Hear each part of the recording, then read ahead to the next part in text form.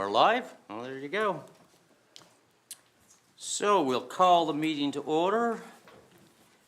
And we respectfully acknowledge that we live and work in Mi'kmaq as a steward of the ancestral territory of the Mi'kmaq people. We are all treaty people. The approval of the agenda and order of business, and I think I have some additions. I have a statement to read on public input, a statement to read on recent conflict of interest questions, and a letter from Sharon Black. And an in-camera legal advice. In-camera legal advice. Oh, that's already on there, sorry. Okay, that's already on there.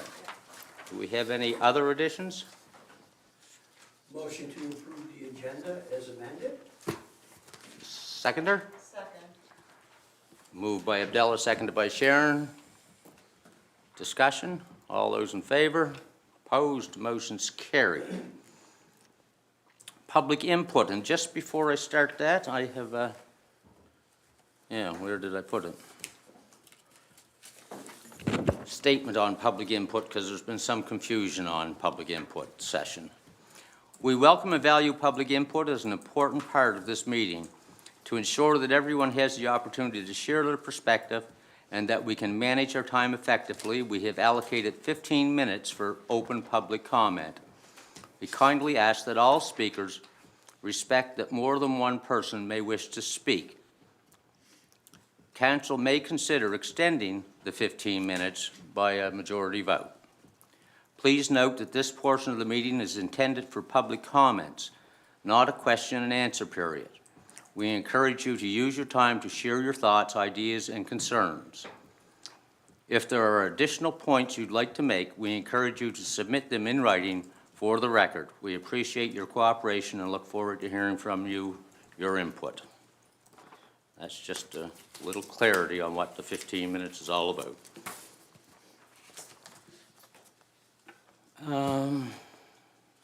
I guess I could read that other statement now, too.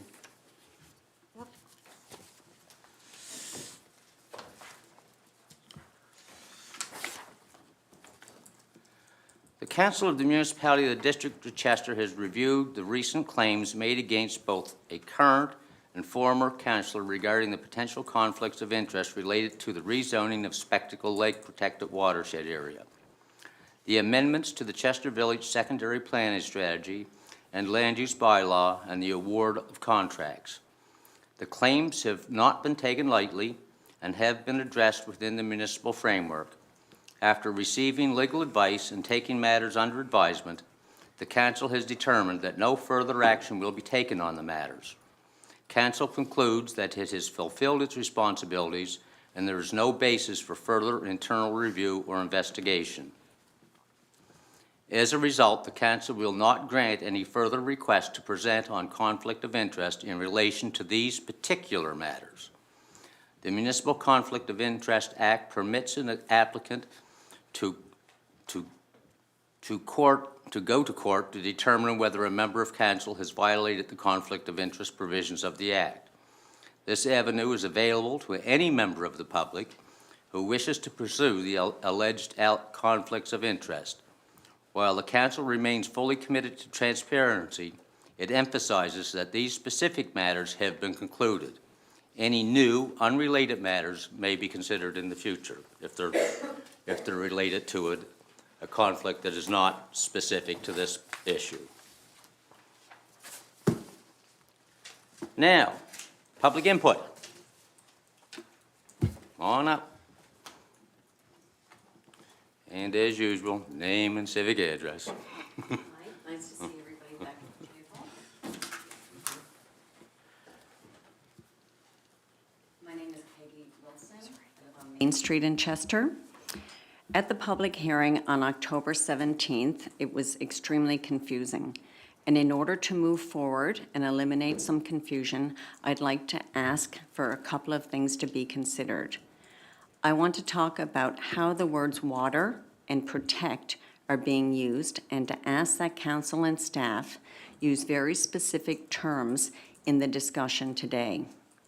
I ask this because on two previous occasions, first on October 10th and again on October 17th, Councillor Connors asked, does removing the protected watershed zone from Spectacle Lake inhibit the lake from being a potential water source in the future?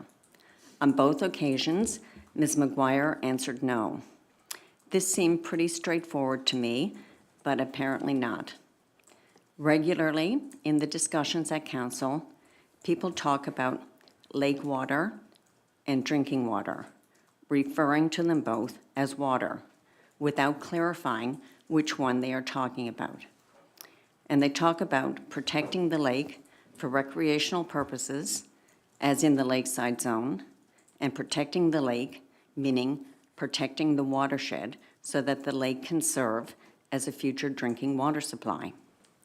Referring to protection without clarifying which degree of protection they are asking about.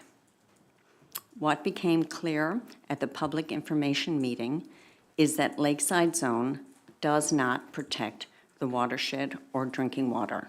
It protects the lake and lake water. Just to be clear, no amount of Lakeside Zone will protect Spectacle Lake as a future drinking water supply.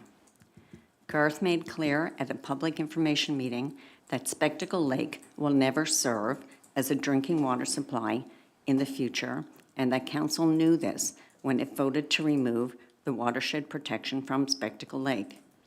This is very different than what many of us understood council to be intending when you asked staff about Lakeside Zone and the possibility of a provincial designation.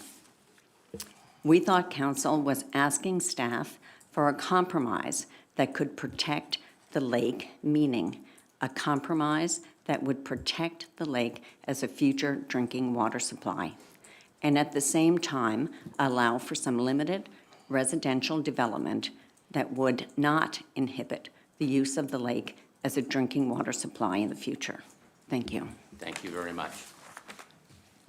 And I expect all that will come up during the discussion. Anyone else wish to speak? Hearing nobody, we'll move on to the minutes of the previous meeting, council minutes, November the 14th. Errors or omissions?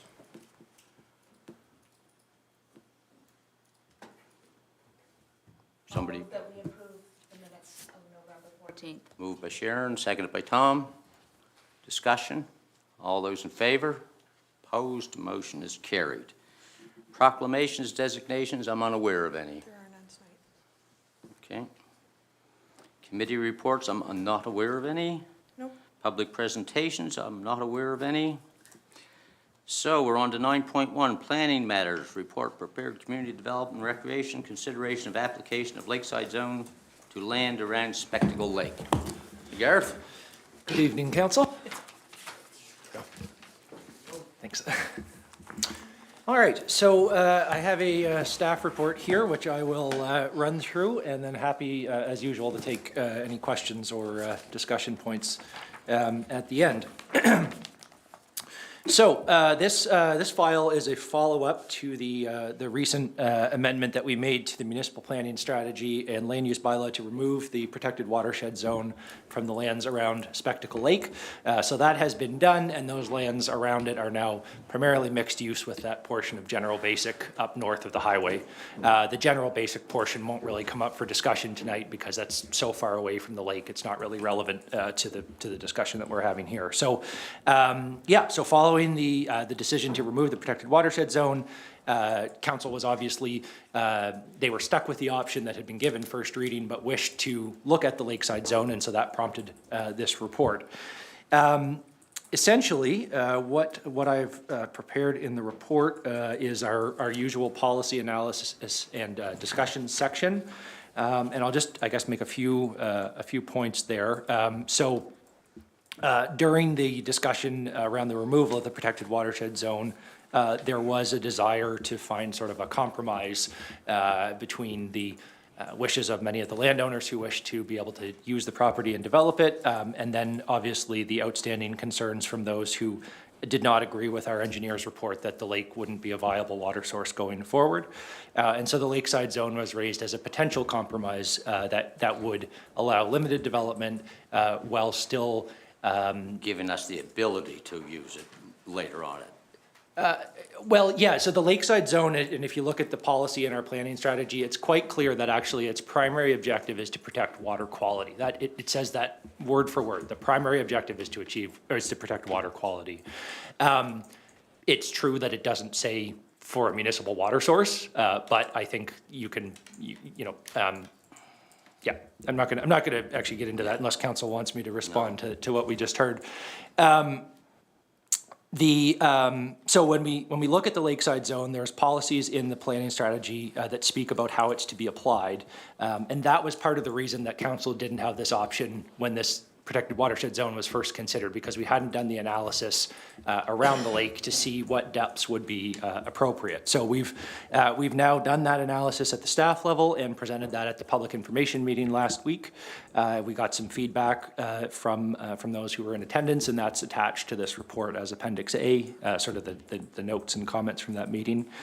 But in short here, as you'll see in Figure 1, this is an aerial image of Spectacle Lake. The green outline is the old protected watershed, which is obviously no longer there, but we just wanted that for a frame of reference. And then, of course, the 3 purple or pink bands those are not the only options that council has. That's just to pick some examples to kind of show you what those different options look like at 100, 300, and 500 meters back from the ordinary high water mark. The planning strategy says that when council is considering application of the lakeside zone, they should consider local context, existing development patterns, any public roads that are in the area, and other sort of local criteria, which could be things like slopes, steep slopes, and that kind of thing. So yeah, thanks. The figure that's up here now is a contour map. So each of those lines, the closer together that those lines are, the steeper the slope, the further they are apart, the more flat the land is. So you can start to look at these things and get an idea, particularly between the 2 images. The previous image showed some of the small amount of existing development that is there, there are no there are no public roads within any of this area, but there are 2 private roads, being Duncan and Green Hollow Road. And so both of those would be included for the most part within the 300 meter extent, as you can see there. So yeah, again, the 100 or 300 meter would pick up the majority of the steep slopes. It just depends how far back council would like to see that extend. The other piece, like I said, those bands aren't the only options. It would be possible the protected watershed zone extended only about 100 meters to the south of the lake, but it went several kilometers to the north. So we could do some sort of a 100 meters on this side and more on the other if that was what council looked to. I think from a staff perspective, there doesn't appear to be a strong case to consider the lakeside zone at an extent beyond 300 meters. Looking there for all of the criteria that we've talked about, there's really the development is contained within that band. Most of the roads are, and most of the steep slopes as well. So it's probably diminishing returns the further out you go. It's not to say that there wouldn't be some benefit, but it's going to be lesser as the further you go. As a reminder, the lakeside zone prohibits commercial and industrial uses. It does allow residential uses up to 2 per lot. It has a minimum lot size of 1 acre, which is larger than is typically required in other zones, and also has a requirement to maintain a vegetated buffer at the water's edge of 10 meters with allowances to clear pathways to get to the lake. In terms of the policy review, I think I won't go through them all, but the one that I did want to hit on again, which we've talked about, is E42. So this is one of the primary policies around the lakeside zone. So it says, again, for the purpose of protecting water quality from the impacts of development and associated runoff, the lakeside zone would have flexibility when defining the boundaries based on council's site-specific decisions. And so again, this is where we look at the extent of the zone based on criteria such as local context, lot size, proximity to public roads, and the lakeside community character. So in the analysis there, I've essentially gone through what we talked about here, which is that most of the slopes and the roads seem to be within the 300 meters. At the public information meeting, which we held last week, we heard support both for the 100 and the 300 meter. The majority was for 100 meters, but there were several folks who supported the 300 meter. We also, for this file, did not bring this to the Municipal Planning Advisory Committee. That was at council's direction. If you'll recall, we had a recommendation on the previous file to remove the protected watershed zone, where the Municipal Planning Advisory Committee had recommended the lakeside zone at a depth of 300 meters. The issue at that point was the staff analysis hadn't been done, so in some ways you might find that frustrating because we potentially ended up in the same place, but I think we can feel good about the analysis and the work that's been done here. So if that is the way council goes, you can feel confident in your reasoning for that. So we didn't take it back to MPAC, but I would say that motion or that recommendation still likely remains something to consider for this file, because it certainly is related. Another thing that I'd like to note that was mentioned at the public information meeting, and it's not directly tied to this, but it's certainly a related item. So there were a lot of, and something I think that council should be aware of. So there were a lot of questions around what's going to happen with the municipal properties that have been purchased around the lake that in the past were presumably done in case there needed to be a treatment system and other infrastructure there. So there was a strong desire to see something happen with that, to not see that just sold off for private development. Different kinds of ideas, primarily around some sort of a recreational feature. So we suggested that, at some point, once this decision was made, council may want to direct that to recreation through the open space plan or something like that, just to do a review of those properties and see just like they have with all the other ones. So I just wanted to pass that along too, because there was a lot of interest there, and I didn't have that answer, obviously, for folks at that meeting. We don't sell much property.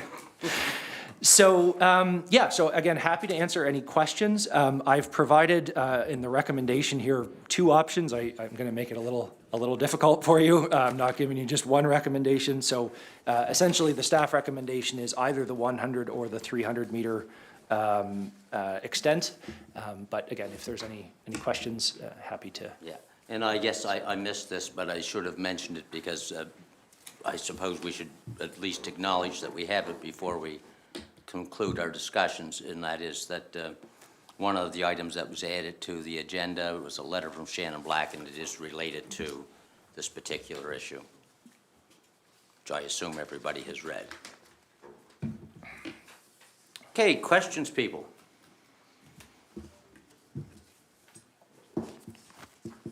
Quiet council. Okay. Okay. I'm quite comfortable to, really, I was thinking the 300 meters, the same as Sherbrooke Lake and New Ross. I don't think we've had any issues since that has been put in. The people are allowed to build their homes. An acre is a normal-sized lot if you're outside of the village, I believe. So you can put 2 homes on that acre. I don't know, maybe it would be easy to have the 300 meter, but I mean, if the majority give me a reason why 300 or 100, but I'm just thinking to be consistent, and we've already done that for Sherbrooke Lake. Unless there's a reason to say 100. If the reason is to protect the water Tommy? quality, it is working. Yeah. That's my thought on it. Okay. Andre, you're next.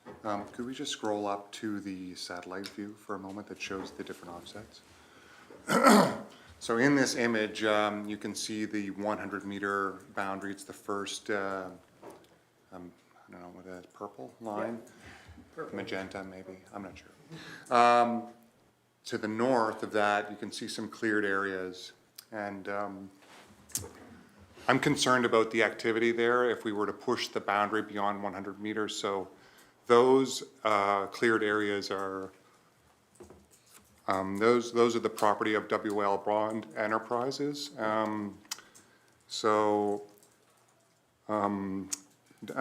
That operation's been storing construction materials, processing and harvesting raw materials, using heavy equipment in there for decades. So I have a concern that if we were to push this outside of the 100 meters, it will impact, Their ability to do what they've been doing. yes. So Okay, Tom?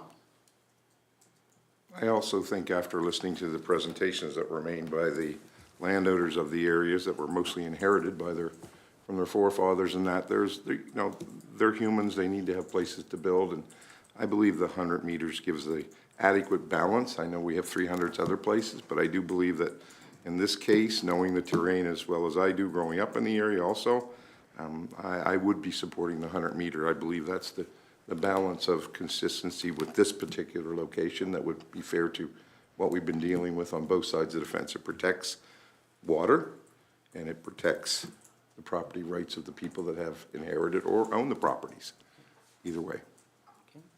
Anyone else wish to speak? Abdallah? Yeah, thank you. Thanks for that, Garth. And I was on the MAPAC committee as well, and we recommended the 300, but listening to Andre, I wasn't aware of that was going on, and I hate to see that because he'd be in violation, obviously. So I'm comfortable with the 100. That's 300 yards.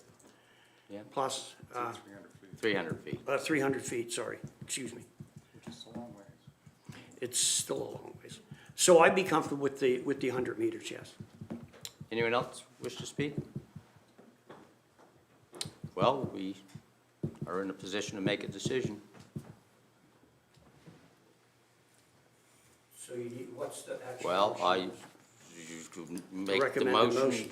Number two, in the options section, the number got a little mixed up, so it would, One is 300 and two is 100. yes, two is 100. That was, Motion to approve option 2. Do I have a seconder? Seconded by Tom, moved by Abdallah. Discussion on the motion. Hearing none, all those in favor? Opposed, motion's carried. before you get rid of me. Yep, Because that was first reading, the next step is to discuss the public hearing. yep. And there's a few extra wrinkles this time that we need to kind of work through. So looking at the calendar, the soonest that we could host a public hearing in order to get the newspaper ads out and that kind of thing would be December the 19th. So boy. that's potentially getting a little close to Christmas. Yeah. But the extra piece here that I did want to raise is council requested when they initiated this that we reach out to all the landowners by mail for the public Yeah, information no, meeting. You can't do that. And we did that for the Oh. public information meeting last week. Yeah. And I told everybody in the room that we would do the same before the public hearing. Yeah. So according to our land use bylaw, we do not have to provide this notice because it is general in nature, i.e. it affects numerous properties. But both council and then myself reiterated that there would be, and so I think if the decision is to either stick with that or wait, I believe we would have an option to try to courier to everyone, or we could wait until the postal strike resolved itself and then hold the public hearing in the new year. Well, what's Or- the problem with us holding it in the new year? Because the 19th is getting pretty close Yeah. to whatever. Yeah. So I think there'd be a couple of options. I think we could plan to come back to council early in January and hope that things have resolved themselves, and then we'll set a date at that point. Does that? Yeah, That sounds like the most reasonable. Yeah. Okay, that's what we Great. want. Perfect. Okay. Thank you very much. Okay, and now I am on to 10.1, growth plan update, and that's just public engagement postponed. I think we already are well aware of that. Yep. Okay, 12.2, community development recreation grant approvals, and there are a couple. This is, oh, there you go. Thanks, Council. We did have a couple of additions to Yeah. your original package. There were some district grant applications that were submitted that are of a timely nature, so obviously related to some Christmas festivities that are happening. So we do have 3 district grant applications in total. First is from District Number 2, and that's for the Hubbard Streetscape Project, and they're looking to install some Christmas wreaths in the community. And then in District 3, there's 2. The Chester Merchants Association are putting on their annual Christmas festival and are looking for some support for that event. And then lastly, the Chester Playhouse, and they're holding a community variety show and are looking for district grant support. So we have those three requests that are before council this evening. I'm assuming that the councillors in those districts are supportive? Yes. Yes. Somebody prepared to move that we approve them? Moved by Tom, seconded by Clarissa. Discussion? All those in favor? Opposed? Motion is carried.